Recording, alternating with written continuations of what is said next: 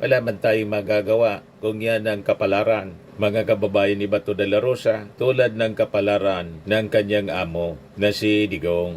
Na yung kapalaran na yan, sila mismo yung gumuhit sa kanilang palad.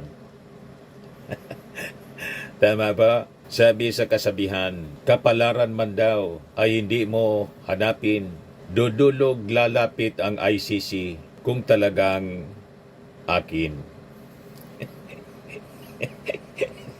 Para niya Mr. Maravillas revised.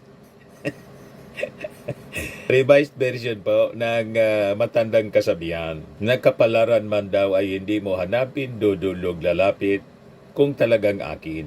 O ngayon, itong kapalaran nila, iginuhit nila mismo sa kanilang palad. Mene mene tekel o parsin. Your days are numbered.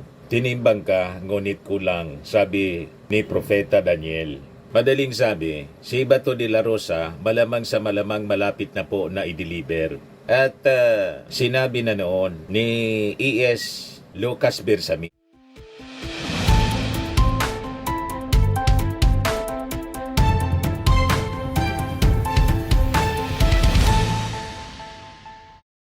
Hello po mga kababayan, si Dante Maravillas. Dito ulit tayo sa ating podcast, Life with Dante M. So, pag-usapan natin mga kababayan yung magiging future life ni Bato de la Rosa. Kasi I think lumabas na po yung writings on the wall. Mene mene tekelo parsin. God has numbered the days of your kingdom in the Senate. Tinimbang ka ngunit kulang. Yan ang sabi ni Propeta Daniel. Bakit niya Mr. Maravillas? Ito na yung writings on the wall, oh. Binalita na po ng GMA. Sabi sa report ng GMA, kagabi, the names of De La Rosa and Aguirre. Sino kaya itong Aguirre? Ang alam nating Aguirre, yung dating DOJ Secretary, baka kasama, were mentioned in the public redacted version posted on the International Criminal Court website of the prosecution's pre-confirmation brief on the crimes of humanity charges against former President Rodrigo Duterte before the tribunal. So sabi dito sa balita ng GMA, the first names of De La Rosa and Aguirre were not mentioned, but the brief already heavily redacted referred to De La Rosa as the PNP chief. Senator Ronald Bato de la Rosa was the first chief of Philippine National Police under Duterte. Diyan na niya Mr. Maravillas ang masasabi mo niyan. Wala man tayong magagawa kung yan ang kapalaran. Mga kababayan ni Bato de la Rosa, tulad ng kapalaran ng kanyang amo na si Digong. Na yung kapalaran na yan, sila mismo yung gumuhit sa kanilang palad. Tama ba? Sabi sa kasabihan, kapalaran man daw ay hindi mo hanapin. Dudulog lalapit ang ICC kung talagang akin. Para niya Mr. Maravillas revised. Revised version po ng matandang kasabihan. Nakapalaran man daw ay hindi mo hanapin, dudulog lalapit kung talagang akin. O ngayon, itong kapalaran nila, iginuhit nila mismo sa kanilang palad. Mene mene tekel o parsin. Your days are numbered. Tinimbang ka, ngunit kulang, sabi ni Propeta Daniel. Madaling sabi, si Bato de la Rosa malamang sa malamang malapit na po na i-deliver. At sinabi na noon ni E.S. Lucas Bersamin na pag lumabas yung warrant of arrest at ipadaan sa Interpol, the same thing ang kanilang gagawin. Tulad ng ginawa mga kababayan ng ating gobyerno, as we are under obligation to cooperate with the Interpol, i-deliver din po siyempre si Bato at certain Aguirre sa International Criminal Court para rapin po yung kaso na crimes against humanity. So pag nangyari yan mga kababayan na ma-deliver na si Bato, may mag-aalaga na po araw-araw kay Digong. At kung kasama yung certain Aguirre, dalawa na yung araw-araw mag-aalaga kay Digong. So mas maganda po mga kababayan. And I think si Sara Duterte hindi na kailangan pabalik-balik sa dahig Kasi may tao na siyang pwedeng pagkakatiwalaan mga kababayan na mag-asikaso sa kanyang tatay. So pwede na siyang tumutok sa kampanya. Sa bagay, tutok na tutok po sa kampanya, hindi man nagtatrabaho si Sara. Proud na proud po sa pag-iikot sa iba-ibang bansa para ikampanya ang Bring Him Home. Nasabi ni Sara Duterte, may bago na daw na bansa na gustong tanggapin, receiving country, sa nire-request nila ang interim release ni Digong. Diyan na niya, Mr. Maravillas, ang paniwala mo. Ilang bansa na po ang sinabi ni Sara, hindi man po natuloy. Sabi dito sa amin, nasubak, nasibol. Di ba? So sabi dito sa balita ng GMA, redacted siya yung iba dito na statement.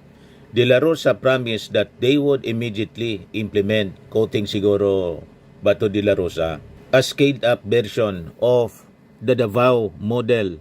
If someone fights back, they will die. If nobody fights back, we'll make them fight back. Produce blood, instill fear. The 78-page briefer read.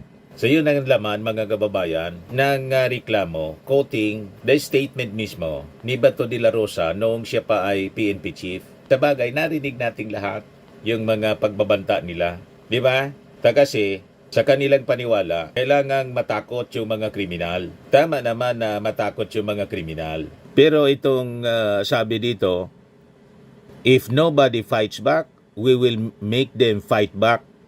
Produce blood. Yun ang hindi tama. Ang ibig sabihin nun, uudyo kanila yung suspect para lumaban, para ma-justify mga kababayan yung EJK. Di ba? So that is illegal. So yun, mga kababayan, kasama doon sa sa reklamo, sa kaso, kung saan ito yung parte ng charges na sangkot si Bato de la Rosa bilang PNP chief. So sabi dito, on the very same day that Duterte appointed de la Rosa as PNP chief, it added, the briefer said De La Rosa issued a command memorandum circular formally launching the anti-illegal drugs campaign nationwide in express pursuance of Duterte's campaign promises. It said CMC number 16-2016 set out Project Double Barrel, which was modeled after Davao City's policing strategy and directed at the neutralization of illegal drug personalities nationwide. De La Rosa told reporters, killing in the name of drugs, this is really about killings in the name of drugs. So, you drug lords out there, get ready because I'll crush you. Sabi po sa briefer. As regards Aguirre, the briefer said, Aguirre said, the new administration's program was to do everything to stop drugs, crimes, and corruption. We will choose to kill these drug lords. No first name was mentioned, but Duterte's first Secretary of Justice was Attorney Vitaliano Aguirre. So, malamang sa malamang, kasama sa i-deliver po sa dahig si Vitaliano Aguirre, yung DOJ Secretary. Ngayon, nag-deny si Aguirre. Sabi rito, I never said it. It is completely false. I never and will never advocate extrajudicial killings. I want to be confronted by the supposed false statement. When did this happen? Who interviewed me? Sabi po ni Aguirre. Is this interview recorded? Why is it that this false statement of mine was never publicized before? This is the first time I heard this accusation. Thank you for getting my side on the matter, sabi po ni Aguirre. Sa ICC ka na lang magpaliwanag. O diba? Alam mo naman yan, dating DOJ Secretary ka. Kumbaga dito sa atin, sa husgado ka na lang magpaliwanag o kung hindi, sa presinto na lang. Hindi uobra yung statement sa media tulad ng ginagawa ni Sara na Bring Him Home. Ikutin pa niya yung buong mundo, walang epekto yung Bring Him Home. O ngayon, yung mga supporters nila nag-attempt na i-destabilize, agawin yung posisyon. Yung ating Pangulong Bongbong Marcos gustong i-take over sa Palasyo Malacanang. Nagsagawa mga kababayan ng riot na ang sabi, binayaran. O, damay sila ngayon sa kaso. Iniimbestigalahan na ng ating mga authorities kung sino yung mga nasa likod ng riot. Damay-damay kayo. Yung iba nasa ibang bansa, sa ICC, yung iba dito.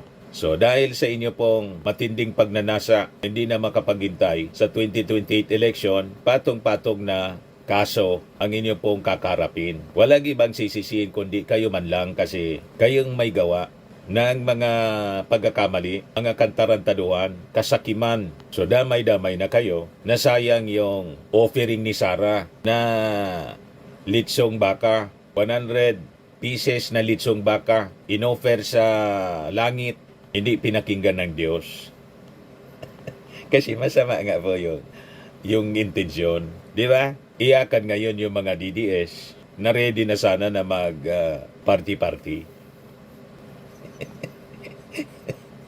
Akala nila, mangyayari na pag Monday, iba na yung Pangulo. Chinik namin ni Mrs. Si PBBM pa rin yung presidente. Yan sinilip namin.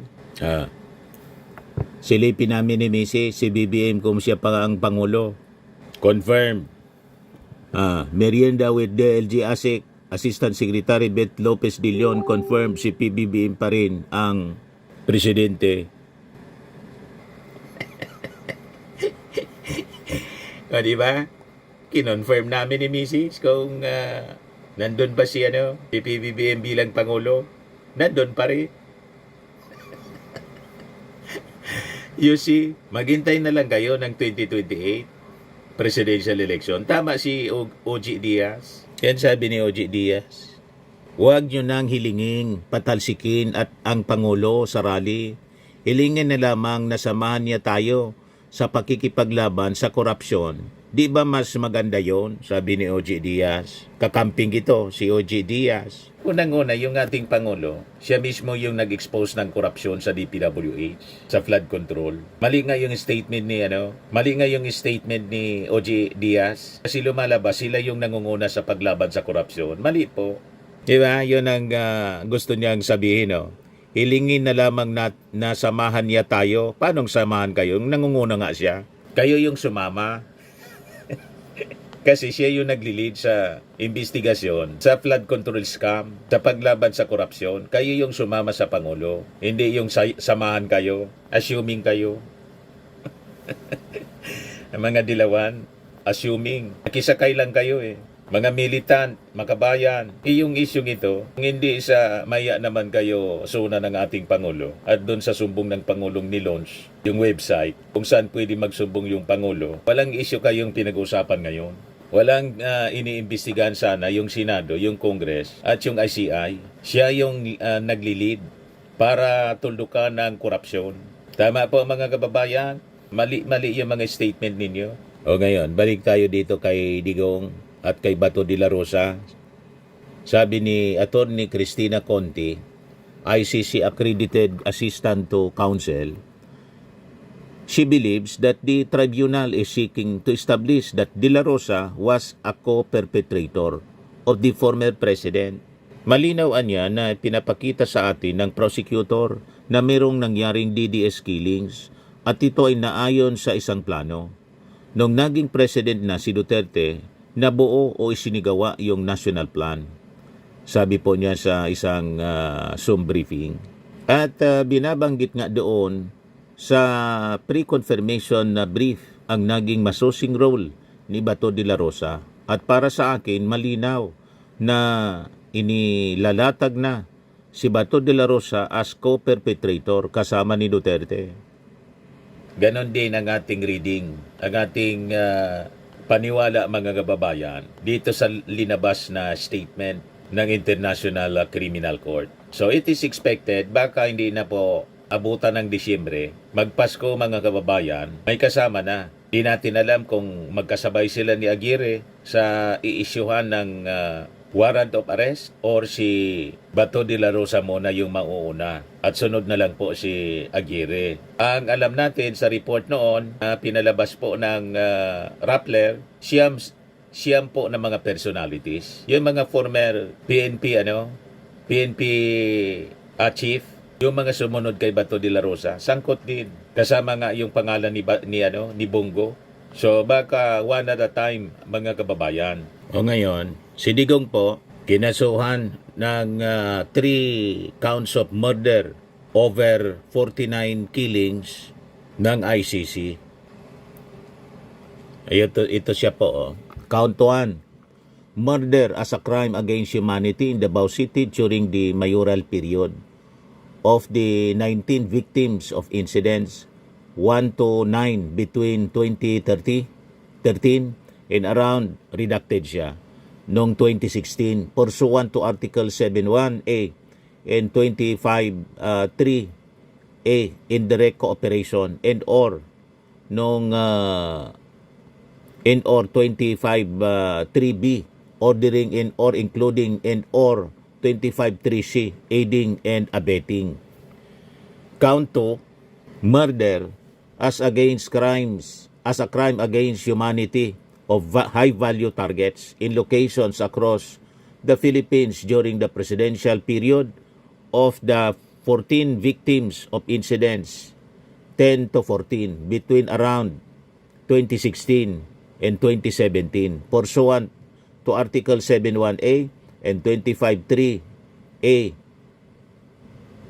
indirect cooperation and or 23B ordering and or including and or aiding and abetting. Count 3, murder and attempted murder as crimes against humanity in barangay clearance operations in locations across the Philippines during the presidential period of the 45 victims, 43 murders of incidents, 15 to 49 between around 2016 and 2018 pursuant to Article 7, 1A and or 25(3)F and 25(3)A indirect cooperation and or ordering and or inducing aiding and abetting.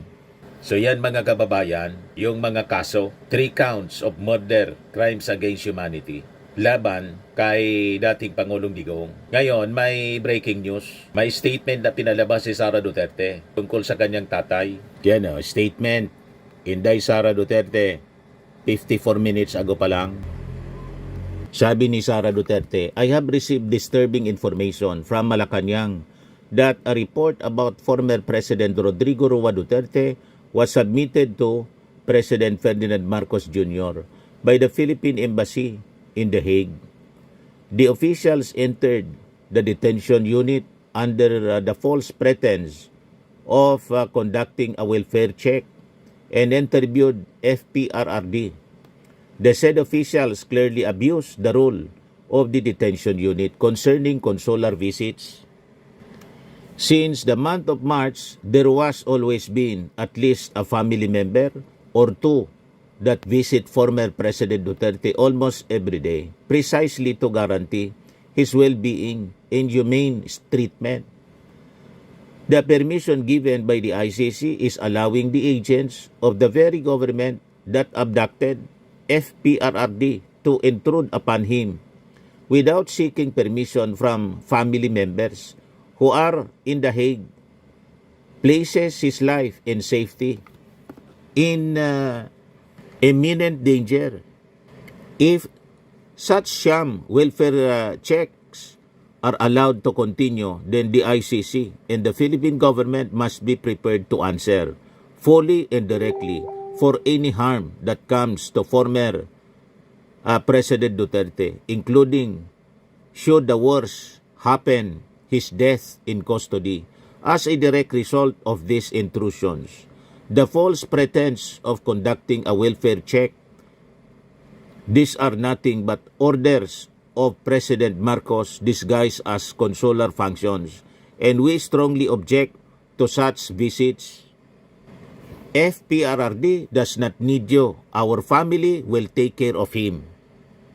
President Marcos should know that we have several overseas Filipinos around the world, detained, distressed, abandoned, or neglected, who have not had the benefit of a single welfare check from the Philippine government. They need you, but you have failed them. We Filipinos deserve better, sabi po ni Sara Duterte.